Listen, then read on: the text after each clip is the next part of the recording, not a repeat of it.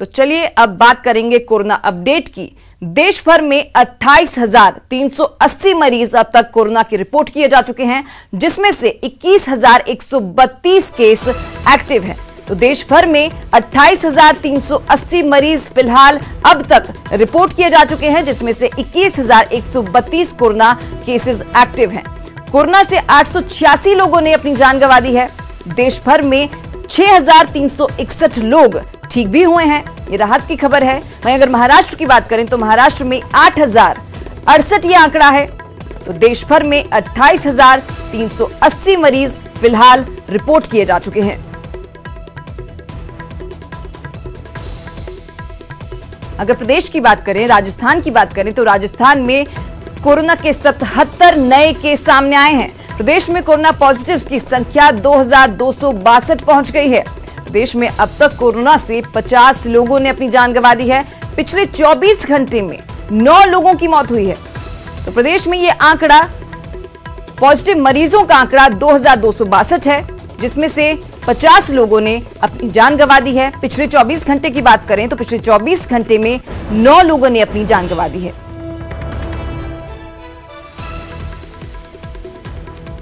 वहीं अगर बात करें एक अच्छी खबर की तो 2,234 में से 754 लोगों की रिपोर्ट नेगेटिव भी हुई है और ठीक होने पर 584 लोगों को डिस्चार्ज भी कर दिया गया है। तो प्रदेश के 28 जिलों में कोरोना मरीज रिपोर्ट किए गए हैं और 2,234 में से 744 लोगों की रिपोर्ट नेगेटिव भी हुई है। चलिए मैप के जरिए देखते हैं जिलेवार कहां-कहां कितने केसेस हैं। सबसे पहले कुल आंकड़ा देखिए, 2,262 फिलहाल रिपोर्ट किए गए हैं कोरोना वायरस के केसेस। बांसवाड़ा की बात करें तो बांसवाड़ा में 62, कोटा में 165, टोंक में 123, जयपुर में सबसे ज्यादा, राजधानी जयपुर में सबसे ज्यादा 833 केस रिपोर्ट किए जा चुके हैं। भरतपुर में ये आंकड़ा 110 है, झुंझुनू में ये आंकड़ा 42 है। वहीं बीकानेर की बात करें तो ये आंकड़ा यहां पर 37 है। जोधपुर की बात करें तो जोधपुर में ये आंकड़ा 400 को पार कर गया है। 436 यहां पर पॉजिटिव केस रिपोर्ट किए जा चुके हैं। जैसलमेर की बात करें तो जैसलमेर में ये आंकड़ा 35 है और भीलवाड़ा में भी ये संख्या 35 है।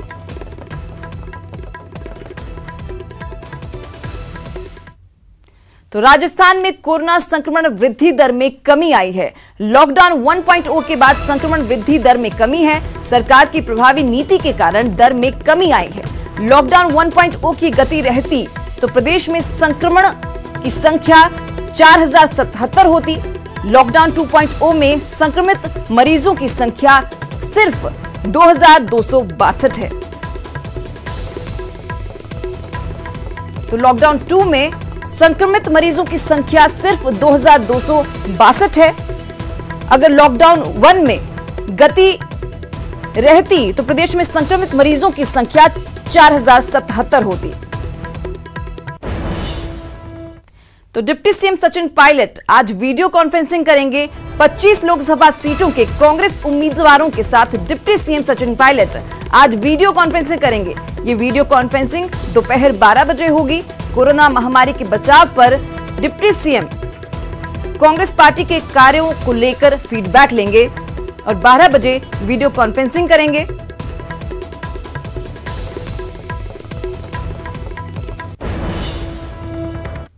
कोरोना संकट के बीच राजस्थान सरकार और सीएम अशोक गहलोत के उठाए गए कदमों की पीएम नरेंद्र मोदी ने खुलकर तारीफ की है। पीएम मोदी ने सबके सामने गहलोत मॉडल का लोहा मानते हुए न केवल इसकी तारीफ की है बल्कि दूसरे राज्यों को भी राजस्थान मॉडल अपनाने की सलाह दी।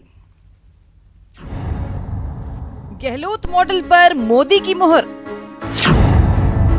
मरुधरा से सीखें कामयाबी का हुनर। राजस्थान मॉडल अपनाइए, कोरोना भगाइए। अशोक गहलोत जी को बधाई दूंगा कि उन्होंने कई इनिशिएटिव लिए। उन्होंने लेबर के लिए समय सीमा में बढ़ोतरी की है। ठीक है, आलोचना थोड़ी हुई होगी, लेकिन राजस्थान ने एक दिशा दिखाई है। वायरस पर गुड वर्क गहलोत साहब। जब एक्शन ऐसा हो, जब काम ऐसा हो, रिजल्ट ऐसा हो, जब महामारी पर मॉडल ऐसा हो, तो क्यों ना कहा जाए गुड वर्क गहलोत साहब। वायरस पर जब सोमवार को बड़ी वीसी हुई तो महाबैठक में पीएम भी सीएम गहलोत की रणनीति के मुरीद हो गए। और क्या बोले, एक बार फिर सुनिए। अशोक गहलोत जी को बधाई दूंगा कि उन्होंने कई इनिशिएटिव लिए। उन्होंने लेबर के लिए समय सीमा में बढ़ोतरी की है। ठीक है, आलोचना थोड़ी हुई होगी, लेकिन राजस्थान ने एक दिशा दिखाई है। लॉकडाउन पर पीएम की देश के राज्यों के मुख्यमंत्रियों संग बीसी हुई। बैठक में गृह मंत्री अमित शाह भी मौजूद रहे। इसी दौरान पीएम मोदी ने न सिर्फ सीएम अशोक गहलोत की जमकर तारीफ की, बल्कि दूसरे राज्यों को राजस्थान मॉडल अपनाने की सलाह दी। अशोक गहलोत जी को बधाई दूंगा कि उन्होंने कई इनिशिएटिव लिए। उन्होंने लेबर के लिए समय सीमा में बढ़ोतरी की है।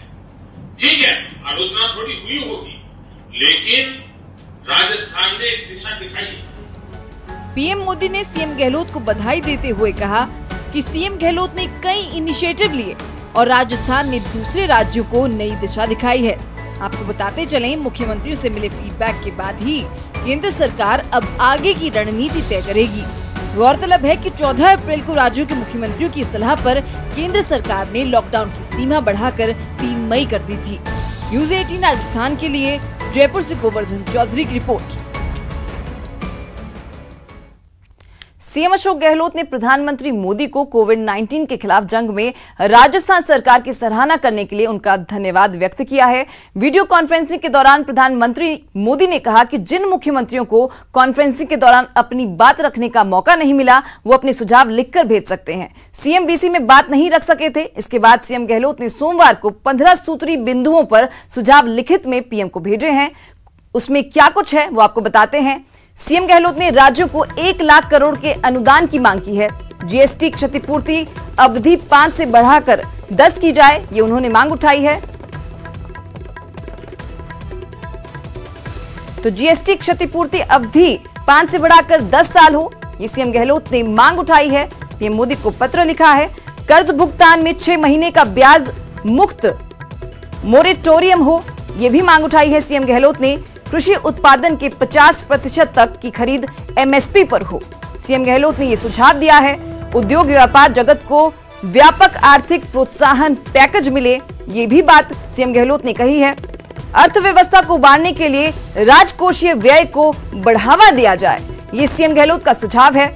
श्रमिकों के वेतन भुगतान के लिए केंद्र कोई स्कीम लेकर आए जिससे श्रमिकों को फायदा मिल सके, ये भी सीएम गहलोत ने कहा है। विभिन्न जगहों पर अटके प्रवासी श्रमिकों को घर पहुंचाने के लिए एक राष्ट्रीय योजना बनाई जाए और इसी के साथ इंटर स्टेट सप्लाई चेन को भी बहाल किया जाए, ये मांग उठाई है सीएम गहलोत ने। और राज्यों को आर्थिक एवं औद्योगिक गतिविधियों के लिए स्वतंत्रता मिले, ये भी कहा है मुख्यमंत्री अशोक गहलोत ने। इसी के अलावा चिकित्सा उपकरणों की केंद्रीकृत खरीद हो, ये कहना है प्रदेश के मुखिया सीएम गहलोत का। इसी के अलावा वेज एंड मीन्स एडवांस पर ब्याज में छूट की मांग भी सीएम गहलोत ने उठाई है।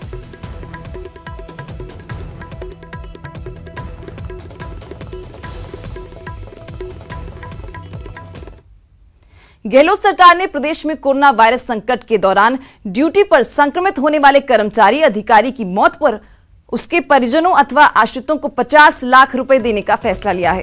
राज्य के स्वायत्त शासी निकायों, बोर्ड कॉर्पोरेशन आदि के कर्मचारियों अधिकारियों के संदर्भ में भी ये लागू होगा। सरकार ने यह भी स्पष्ट किया है कि संबंधित स्वायत्त निकाय, बोर्ड या कॉर्पोरेशन के अध्यक्ष इस राशि के लिए स्वीकृति जल्द ही जारी करेंगे।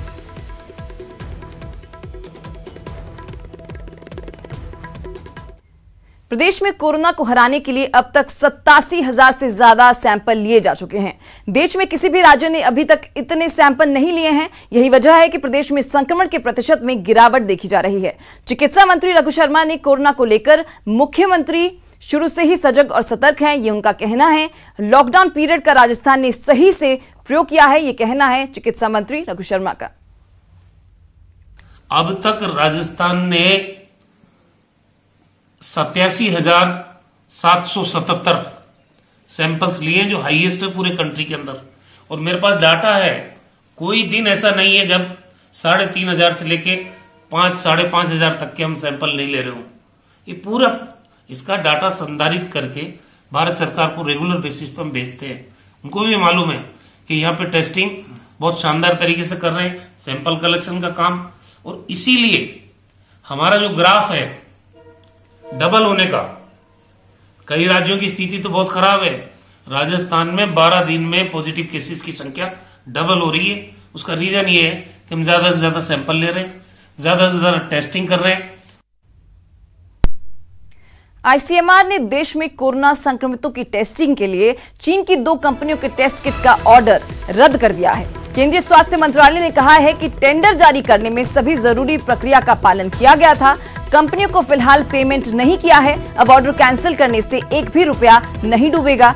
आईसीएमआर ने कहा है कि देश में पर्याप्त मात्रा में आरपीसीटी टेस्ट किट उपलब्ध हैं। हम अपने लैब और कलेक्शन सेंटर बढ़ाने पर जोर दे रहे हैं। देश में राजस्थान ही पहला राज्य था जहां रैपिड टेस्टिंग किट का इस्तेमाल किया गया और राजस्थान ने ही सबसे पहले इसके फेल होने पर आवाज उठाई थी, तो जिसके बाद ये एक्शन लिया गया है। रैपिड टेस्ट किट में शिकायतें मिली थी। अब राजस्थान ने ये किट सबसे पहले इस्तेमाल की थी और इसके फेल होने पर भी सबसे पहले सवाल उठाया था, जिसके बाद ये फैसला लिया गया है रैपिड टेस्ट किट पर एक्शन। ब्रेक के बाद आपका स्वागत है। सीएम अशोक गहलोत के आदेश के बाद राजस्थान के प्रवासी लोगों को दूसरे राज्यों से लाने के लिए सरकारी मशीनरी एक्टिव हो गई है। 14 राज्यों से प्रवासियों को लाने के लिए 19 आईएएस अधिकारियों को जिम्मेदारी सौंपी गई है। डूंगरपुर जिले में गुजरात से प्रवासी राजस्थानी पहुंच रहे हैं। सोमवार देर शाम 10 बसों में सैकड़ों प्रवासी रतनपुर बॉर्डर पर पहुंचे। रतनपुर बॉर्डर पर डूंगरपुर प्रशासन की ओर से इन प्रवासियों के लिए स्क्रीनिंग, भोजन, पानी और अपनी अपनी जगहों तक पहुंचने के लिए रोडवेज की बसें लगाई गई। कोटा में प्रशासन की लापरवाही का मामला सामने आया है, जहां कर्फ्यू एरिया में एम्बुलेंस नहीं पहुंचने के चलते एक मरीज की जान चली गई। परिजनों ने आरोप लगाया है कि एम्बुलेंस समय पर आ जाती तो मरीज की जान बच जाती। एम्बुलेंस का इंतजार करने के बाद नहीं आने पर परिजन ठेले में लेटाकर मरीज को बाहर लेकर आए और काफी मशक्कत के बाद उसको एमबीएस अस्पताल तक पहुंचाया जा सका, लेकिन तब तक उसकी मौत हो चुकी थी। मृतक दमे का रोगी था।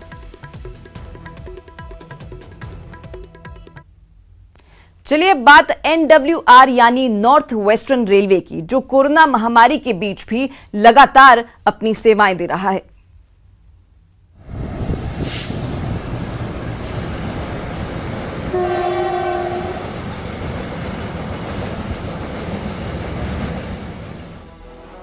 पूरे देश की रफ्तार थमी हुई है। सड़कों पर वाहनों के हॉर्न का शोर नहीं सुनाई देता।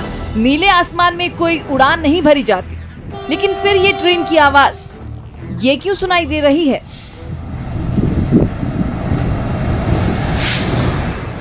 तो जनाब, ऐसा इसलिए क्योंकि ये है नॉर्थ वेस्टर्न रेलवे, जिसके पहिए कोरोना भी नहीं रोक पाया है।